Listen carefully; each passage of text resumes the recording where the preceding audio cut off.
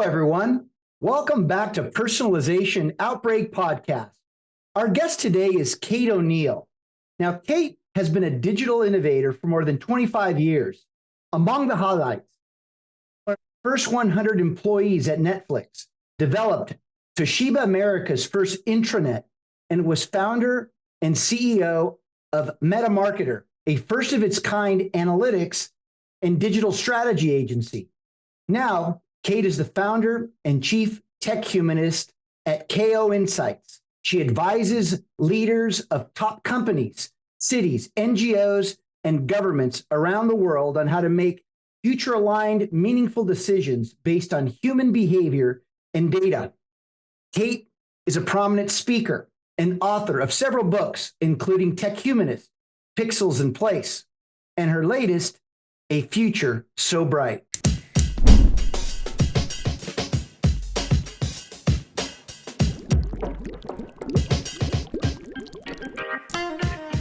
You are listening to Personalization Outbreak, a podcast about the collapse of traditional corporate standards in today's more personalized world.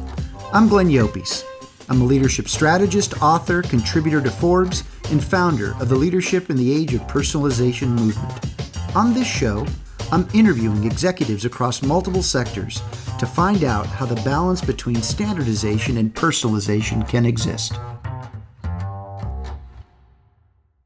Kate, welcome to the show. I know that we've been talking about this for a while now. Thank you so much for joining us. Thank you. It's such an honor to be here.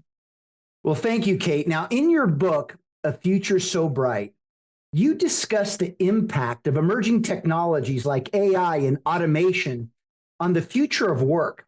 What are some steps individuals and organizations can take, Kate, to better prepare for this changing landscape? And what opportunities do you see arising from these technologies? That's a great question. I feel like the workplace question derives from this sense of understanding organizational strategic purpose. So at that organizational level, thinking about how these disruptive technologies are changing the trajectory of strategy and of the future. One of the things that I advise companies to do is to think about what does the company really exist to do and is trying to do at scale. And when you can really distill that down to, I think of this as like a 3 to 5 word encapsulation, just an essence statement. It's not, a big lengthy mission statement or vision statement. Those have their purposes too, but this is a strategic organizational purpose. And the idea of that is to say, look, the organization exists to do a thing, and then the people on the other side of the transactions with that organization, the other people outside of the interactions are also trying to accomplish something. The more we can look for alignment between what the organization is trying to do and what the people outside the organization are trying to do, the more we can use technology to amplify and enhance that alignment. And that's actually going to create the most human-centric experiences and the most human-centric sense of digital transformation within the organization as well, all the way from workforce out to experiences and brand and all of that stuff. So it cascades all the way through. So what happens when these two things are out of alignment? When they're out of alignment, there's mismeasurement of results. So within the organization, you might be focused on revenue and profit and those sorts of metrics. While outside the organization, people might be thinking, gee, I wish I just had an easier time of getting my service turned on again when it stops, or being able to get to a customer support function or something like that. And we're not thinking about how can those things be measured in a holistic way? Of course, we have to pay attention to revenue and profit, but how can we think about the revenue or the metrics that drive the business in a way that actually dimensionalizes the experiences of the people who are keeping the business going? And the more we do that across all the different aspects of the organization, the better the data model is that tells us, how we're actually going to make this business grow and thrive in ways that are truly dimensional for everyone, that are going to bring the best experiences for the employees as well as the customers, anybody who's affected by the organization's work. And you can feel proud of that as a leader too. So, Kay, how do you know when organizations are not ready to scale through technology? How do you know that? I mean, that's got to be a tough decision, isn't it? I mean, especially now since so many people believe that technology is the answer to their problems. Yeah, I think organizations probably are always ready to scale through technology. I think the question is that, or the focus is not on the technology in any case. The phenomenon that I observe again and again is that leaders are often asking the question of whatever the hot trending tech buzzword is, like AI right now, right? Generative AI. Everybody's got their eye on ChatGPT and Google Bard and all of these other generative AI tools. And so it's very natural for a CEO or a leader to be talking to their team and going, what's our generative AI strategy? But it's actually the wrong question. It's the wrong way around in that discussion. To look at generative AI as a tool that can absolutely help you flourish as an organization and help you solve, user problems and customer problems, it's totally valid, but you still have to start from that sense of strategic organizational purpose. And how do we get that to sort of cascade out and ladder up to the kind of thing where we understand the kinds of priorities we have and values we have, the experiences we're trying to create. Now, how do we model those experiences in data? And then how do we use technology to amplify and accelerate what we know we're trying to measure and what makes us best at what we do and most effective at what we do, and create the best experiences for people as well? Once we start from that approach and get to the technology through that disciplined focus on all of those dimensions of the business, we're in a much better place to use that technology. So I think anybody can use those technologies in ways that will help them grow and thrive and create better experiences. It just means not starting from the perspective of the technology, because that's going to mislead you in all kinds of directions. Yeah, it's interesting. This is what we learned about personalization, right? We have to understand, like you said, what we solve for. What is our existence? But we have to start with what we aim to achieve, so then the technology can help us better understand how to get there in probably much more strategic and innovative ways that really help us begin to start personalizing how we scale. Does that make sense? It makes total sense. And it actually reminds me that earlier, one of the parts of the questions that you asked was pertained to the individual approach to technology. And that feels like it really resonates there too, is that one of the ways I would sort of counsel individuals to be thinking about these emerging technologies and how disruptive they are is to really focus on the relational aspects of business right now. So much to do with personalization and relationship cultivation, really understanding what it is that's unique about the value that you offer in the workplace or to your relationships, and how to intersect that with the kinds of things that are going to be needed more and more. So what we always used to call soft skills in business are the human skills that we can do and machines can't really do as well. Machines can't really solve for context as easily as we can. Machines don't have a sense of meaning. They don't have a sense of purpose. That's us. We get to do that. And so the more we bring that into those things through that sense of relationship building and through personalization, through understanding, what are these unique and relevant things? Relevance is a big key there, right? How do we solve for that in ways that help us really distinguish ourselves and use the technologies that are available to make ourselves more effective in the process? Well, you talk about relevance. This ties back to, are we reinventing, and how are we becoming more reinvention ready? But to do that, we have to become more resilient. So how can leaders and organizations begin to use technology to build resilience, all while prioritizing human needs and in the face of environmental volatility and uncertainty? Yes. I'm glad you added the environmental dimension to that question. That is so obviously the big question that we all face existentially in this moment, right? And I think it feels to me like that we've only really been given permission in the business communities to begin to speak about that in the last few years. And I don't know why that quite is, but I'm really grateful that we're finally at a moment where I hear within the conferences I keynote and the advisory meetings I have with business leaders, more open discussion of ESG and of sustainability and of the sort of integrated metrics that people are trying to use to understand their impact as a business or within communities that they serve. So I think one of the really interesting opportunities here is to be led by this climate discussion. If we can all sort of acknowledge that there really is no bigger topic that faces us, then that has to lead our discussion.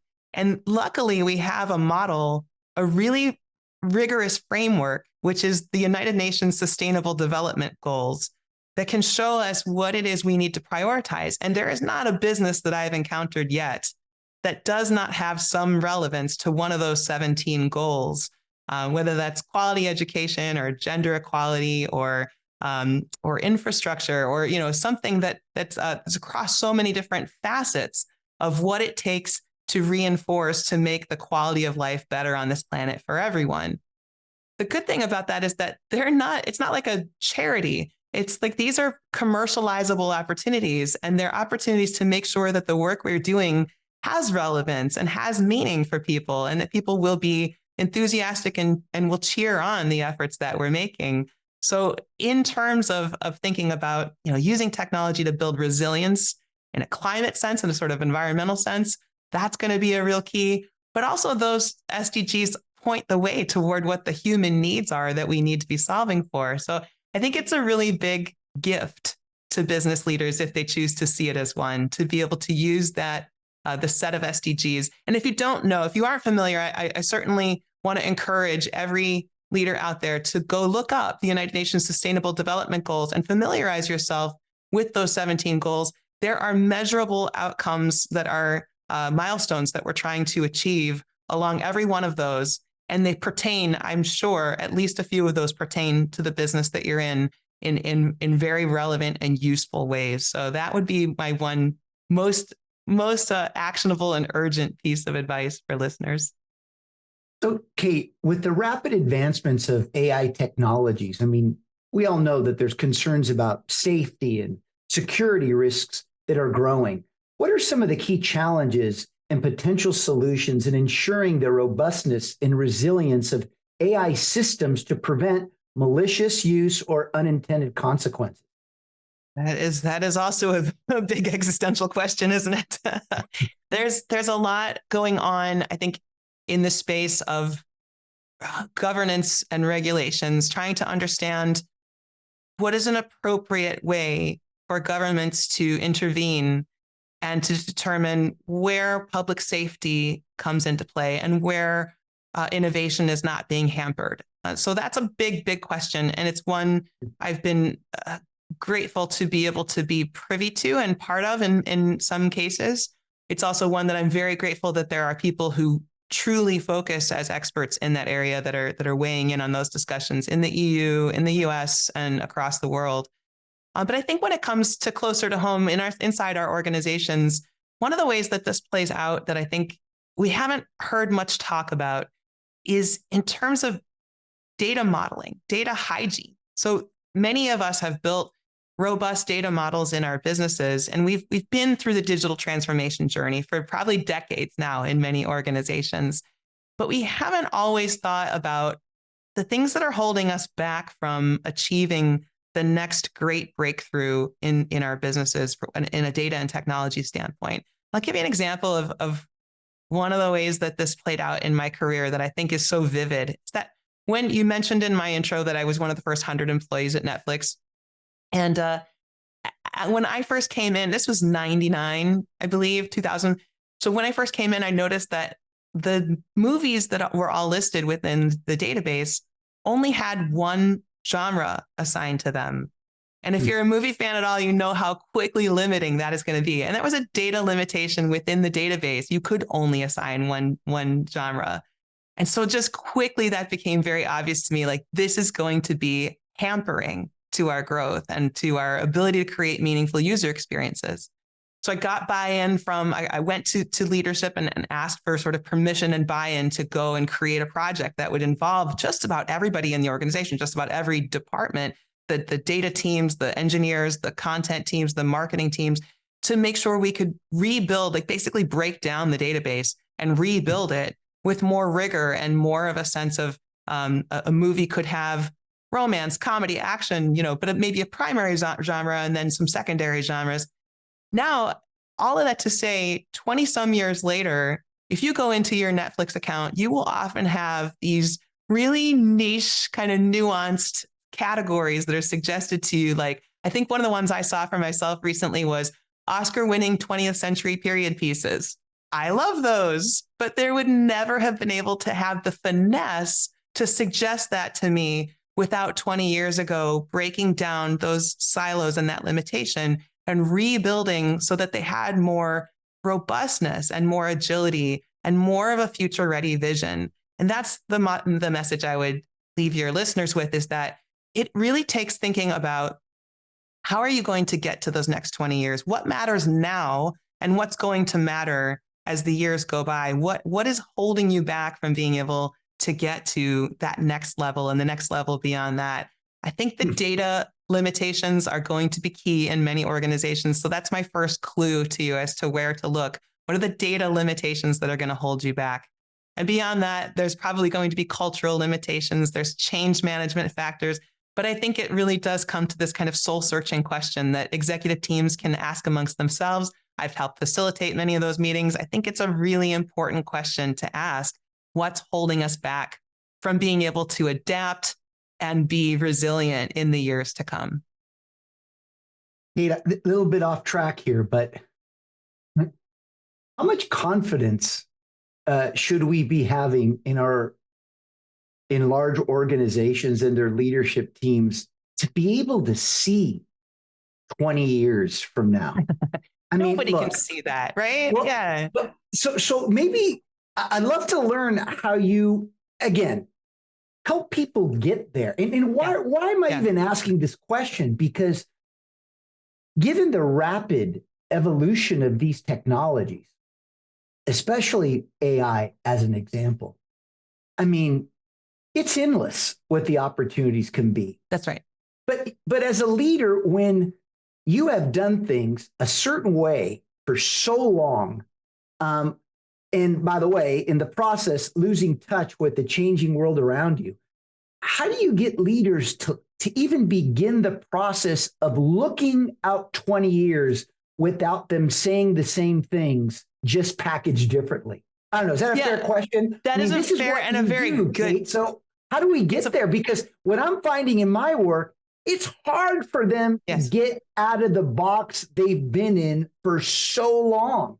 There's only so much time we have, and I actually believe that we've run out of time to keep placing strategic bets on the things that got us here, but not on the things that are going to get us there. Enough of that. Please, it's such a good question. Yeah, it's such a good question. There's two ways that my brain is going to want to answer that, and one of them is to share another Netflix story, but one where I'm the observer of what's happening, which is that in 99, 2000. We're still in all-out bloody battle with Blockbuster, who's, the 800-pound gorilla, obviously. And Netflix is by no means a certain victor at this point. We're small, we're scrappy. But what's so interesting to me about that moment is that Reed Hastings was already investing R&D money into what we were then calling set-top boxes, which was the predecessor to streaming as we know it. And so obviously this was a DVD company still at the time. We were still doing, in fact, we had just sunsetted the a la carte DVD rental program, which was much like what we remember of like counter rental at a Blockbuster, and gone full into the subscription model of DVD rental, which was why I joined the company, incidentally. I saw that subscription model. I went, they are onto something. Here's my resume. I don't know what you need, but here's what I can do. And they created a role for me. But all that to say, in 2000, Reed is investing R&D money into set-top boxes. It is not until 2006 that Roku comes out as a standalone device. 2007 that Netflix had its first subscription-only program or user program. So 6 to 7 years. That is maybe a little more attainable than 20 years, but it takes a certain amount of vision to be able to fight that daily battle of these are the priorities today. We've got to not lose this fight with Blockbuster. But once we don't lose this fight with Blockbuster, what then? And have the vision to also step back every now and then and look ahead and say, the battles we're fighting today in their exact form are probably not going to be the battles we're going to be fighting 5 or 10 years from now. I can't see it all, but I can probably see some kinds of trends that are pointing at trajectories that are showing me, this is kind of looking like it's what's going to be important. Are we well positioned for when that becomes the cultural norm, the market expectation, the customer experience table stakes? I think if we can allow ourselves to at least have maybe we can forgive ourselves for not having a very clear 20-year vision, because that's hard for futurists. But for 5 years out in your industry, you have a pretty good read on how those trends are changing. And you probably have a pretty good read on whether you're ready for the next 5 years and maybe even toward the next 10 years. Obviously, it's going to get fuzzier the farther out we're looking. But that's where I would suggest to go with that, is to be thinking about the things that you can honestly say are probably going to change. They're probably going to be limitations. They're probably going to be things that don't survive. I just did a future readiness consultation with a very big e-commerce client under a very strict NDA, so I cannot talk about any aspect of it other than to say they're thinking about how to make sure that their content programs are ready for all of the changes that happen culturally, technologically, in terms of the macro discourse around climate. And I think that's what we have to challenge ourselves to do. It is so important that we have this big holistic vision about this kind of stuff. Not every day, right? You're going to have to solve the everyday problems every day, but you're going to have to challenge yourself to step back on that big stuff too. What I hear you saying is that it's time to play strategic bets on readiness. Yes. So that when the moment comes or is getting near, you're ready to interrupt and then pivot. So it's not about knowing exactly where you're going, but at least having enough of a sense to where you're ready and you're not catching up, but you have to make certain interruptions to then pivot in the right direction. Is that about right? You got it. There's a number of my clients that come to me talking about wanting to be future proof. And I always kind of chuckle and smile and say, there is no such thing as future proof. Future's coming. You can't proof against it, but you can be more ready for it. And but that's the whole point, Kate. Excuse me for interrupting. For people who say, and I say this respectfully, but those who want to be future proof are stuck in standardization. Yeah. You get the point? Yeah. We live in a new world. Not everything's predictable. So as AI continues to evolve, let's get back to AI for a minute. There are concerns, and we've talked about this, about economic disparity and concentration of power. Kate, how can we strike a balance between fostering innovation and equitable distribution of AI benefits to prevent exacerbating existing inequalities? This is a tough one, I think, for business leaders, because it's already hard enough, I think, to think about these far-reaching consequences of the programs you put in place today. But AI has capacity and scale like we've never seen before. So when we put a program into place and we use emerging technologies, exponential technologies like AI to build it to scale, it's going to have a certain kind of impact that we've never had the responsibility to think through before. I think it's a time when we absolutely need responsible tech teams, AI ethicists. We need all of those professionals weighing in, whether you hire them and full-time into your staff or whether you have consultative relationships. It does not matter. It matters that you're having those conversations. And I also think it's really important to be thinking about the communities that you impact. Locally, many organizations have, headquarters where they play locally with the town around them or the city around them.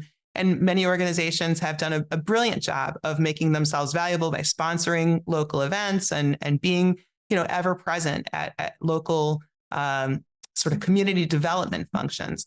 But there are dimensional communities too. There are communities of the kinds of professionals that you serve, perhaps. There are communities of those who are going to be impacted most by the kinds of things you're rolling out. And I think of, for example, here, if you're doing a facial recognition technology and knowing that the kinds of things that happen with that facial recognition technology down the road, the algorithms that you're building, the capabilities that machine learning is going to have, it's going to be used in ways you didn't intend it for. So try thinking as many of those through in advance as possible. That are things like, is this going to harm people who are already marginalized by being used in criminal justice contexts or law enforcement contexts, where it's not what you had in mind, but it is absolutely being used to enhance already existing disparities or already existing biases and marginalization? That's a question that's very hard to do soul searching about when you're also trying to be profitable and you're also trying to grow your business and meet your quotas and all of that sort of thing. So I think it's good to be challenged on this, which is why I say those AI ethicists, those responsible tech professionals, this is where they really add a lot of value because they have their eye on the people and they can bring it back to, well, here's what you're asking for and here's what you're talking about doing. Now, how do you make this decision? And it must be long-winded on this, but I do have a parallel example that I think will resonate more, which is that in my meta marketer days, we had a client who was going through a web design process, a holistic wholesale web design. And this is a pretty big company. They had over the years amassed a lot of campaign landing pages that were all individually designed, very different templates and styles and everything. And so as we were helping them with the analytics and oversight of this web design project, we said, look, do you want us to standardize those templates more? Do you want us to build separate templates for those landing pages? Or here's what we suggest doing. What if we run an A/B test for a little while where we do standardize those landing pages and tell you how much it might cost you if you standardize versus keep with the designs you have today? So we did that. And we came back and we were able to report to the CEO, here's what you'd be costing yourself in the time it would take to build all those various versions of the landing pages. He said, great, stick with it. Because I wanna actually make that spend in order to preserve the brand that we've built all along. It's not an irrational decision. He knew exactly how much money he was now going to be investing into brand, and it was worth it to him to do that.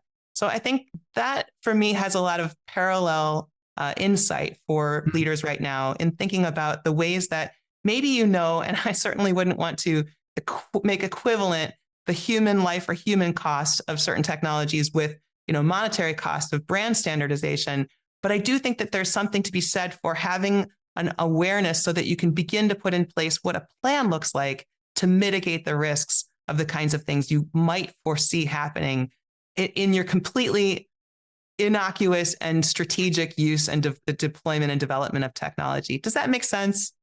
It makes sense. It does. Good. And Good. look, these things take time, right? I mean, we're talking about things that's why they call them emerging technologies. Yeah, exactly. Who knows? Maybe this will be solved for faster than what we know it. But again, I think it seems to me like we're really in the discovery and slow adoption phases. And through these technologies, as they grow and evolve as we engage with them. So, I think these things we'll figure these things out as we go. But it's the reason I ask these types of questions is because these are the types of things that we should be thinking about. Yes. And so that we can better humanize and create, equalities as these technologies become much more mature. So, Kate, as we kind of wrap it up here, and that we've kind of laid on this theme, or at least part of the theme around resilience. Mm-hmm. Can you provide me with an example of companies that have successfully implemented AI and other emerging technologies to help achieve resilience? And why do you think that's been important? Yeah. So I think one company that I can think of, and it's not a famous example, but it's one that really resonates with me, there's a utility company in South America whose CEO was in a workshop that I led a few years ago. And I was walking this group of executives through my human-centric digital transformation model.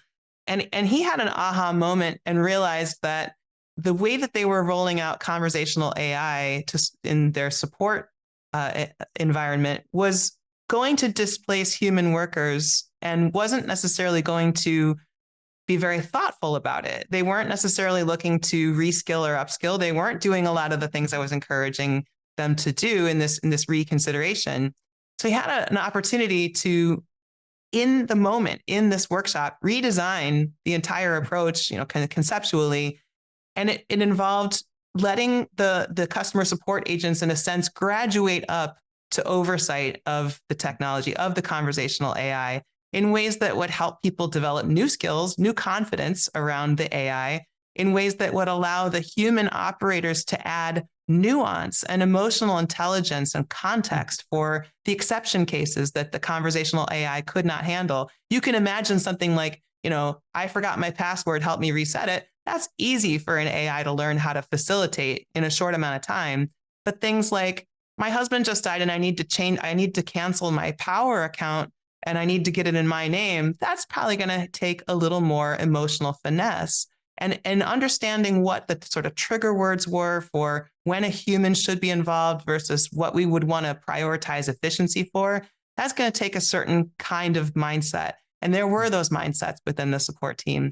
So it's a fantastic example, I thought, of someone being able to visualize pretty quickly what was the difference between a sort of traditional, what's our conversational AI strategy, as I mentioned earlier, not the right approach, versus how can we start from the values we hold and the priorities we say are important and the ways we want to go about this strategically, and how can we engage our existing talent and our team who are already bought into our values, who are already there, have an institutional knowledge that's invaluable.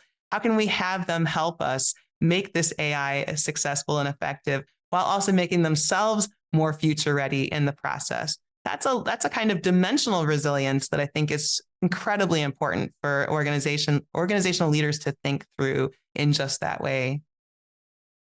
Kate, you've been a wealth of knowledge. You over-delivered. Thank you so much for your time today. What a pleasure. Thanks again for joining us. You too. Thank you. Well, as we end every show, when you lead in the age of personalization, you will see things that others don't, do what others won't, and keep pushing when prudence says quit. Thanks again, Kate. Thank you. Thanks for listening to Personalization Outbreak. Make sure to subscribe so you never miss a show. If you enjoyed the content, visit ageofpersonalization.com to check out our free streaming video series and learn how to get involved in the movement. I'm Glenn Yopes. I wish you a good day, and remember, without strategy, change is merely substitution, not evolution.